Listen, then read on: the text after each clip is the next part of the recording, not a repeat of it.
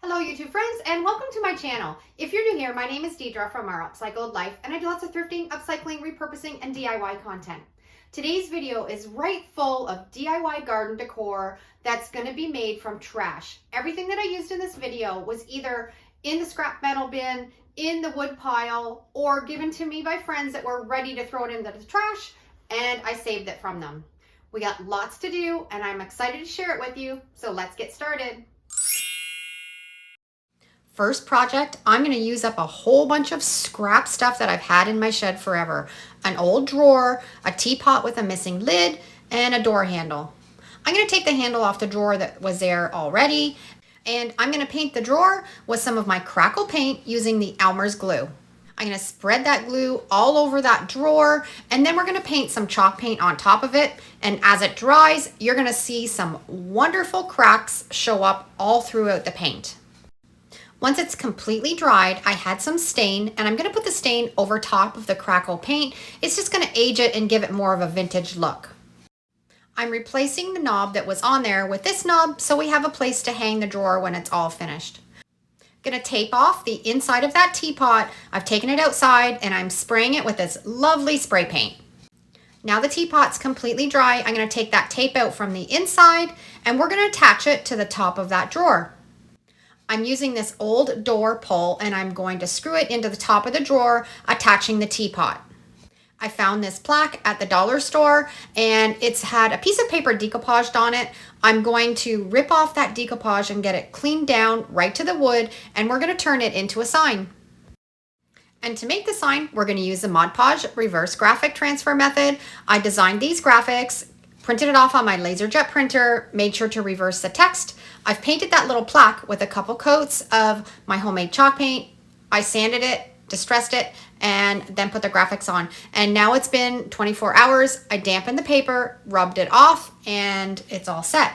I wanted to age that teapot a little bit, so I took some 80 grit sandpaper and just went around the edges so it looked a little bit more old and vintage. Had this piece of chain that I'm going to loop onto the top. This spindle that was cut in half is going to go on the bottom.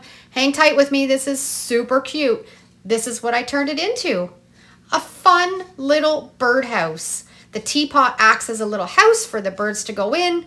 Home tweet home. The little spindle they can perch on. How cute is that? Now for this project, I had this old rusty toolbox in my shed forever, full of little bits and pieces. I cleaned it out because I knew what I wanted to use it for. I went to the hardware store, got some small nuts and bolts because I'm going to attach some brackets onto this toolbox. I drilled 2 holes in each side to attach the brackets, and then we're going to use the nuts and the bolts to attach it. I also put 2 holes in the bottom of the toolbox in case it ever gets any water or anything in it, because I'm going to put this outside so the water can drain out. I'm going to clean it up really well, take the sticker off that was on it, put a couple holes in the back so we can attach it to my shed. I've put a block of wood on my shed because we want to be able to open up the door of that toolbox when it's mounted and there's enough room at the back. And this is what I created with 2 brackets. I attached the toolbox and now I have a catch-all toolbox on the outside of my shed for all of my gardening tools.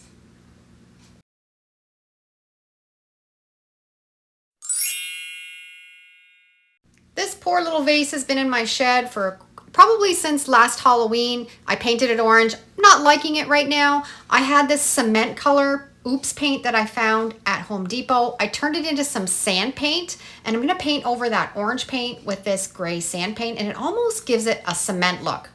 So I've turned this orange little pot into this beautiful cement looking planter for my patio. If you've never tried sand paint, you need to give it a try because it creates beautiful texture on all kinds of projects.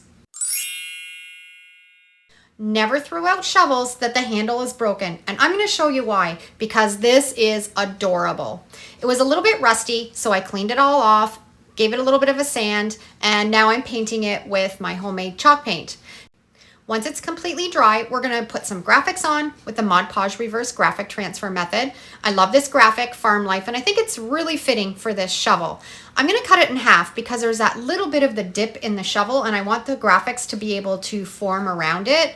applied the Mod Podge, put it where I wanted it, let it sit for 24 hours, and then we're gonna rub off the paper.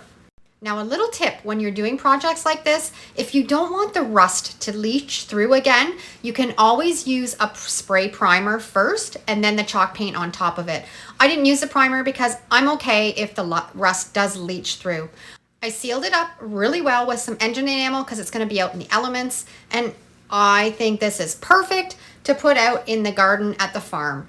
You can just stick the end of the shovel into a bucket full of flowers and it's adorable. For this next project, all I used was an old colander that I found at the thrift store, a piece of a spindle, and a wooden ring. I'm going to drill 4 holes in the colander evenly across the top of it, and then we're going to use some twine and measure it out to the length that we need to where we want to hang it.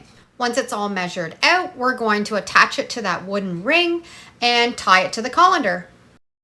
I wanted to give it a little bit of character, so I drilled a hole through that spindle, had a piece of wire, and I'm going to attach it to the bottom of the colander.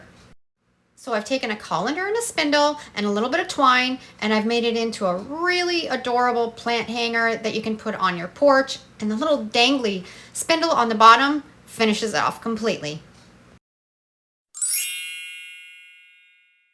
Another thing that I always save from the scrap metal bin are ends of rakes. They turn into really great projects to make into coat hangers or to hang jewelry from.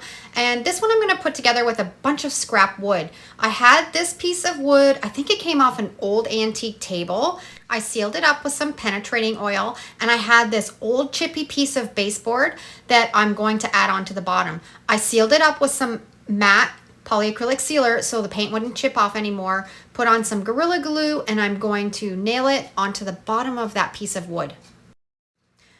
Now, I have no idea where this little bracket came from or what it was off of, but my rake fit perfect into it to hang. So I'm going to screw it into that piece of wood, and then we're going to put the rake into it and it'll hold it in place. And this was what I was able to create with a bunch of junk. An old rake, a piece off of a table, an old piece of baseboard, and it's a beautiful piece to hang in an entranceway to keep your keys, or you can keep it in the kitchen and hang some utensils on it. It's gorgeous. So there you have some outdoor garden decor completely made from junk. I'd love to know down in the comments which one was your favorite. If you love this type of upcycling and repurposing and DIY content, I'd love for you to follow along and subscribe. And if you love this video, then maybe you want to check out these other 2. Thanks for watching. Have a great day, and we'll see you in the next video. Take care.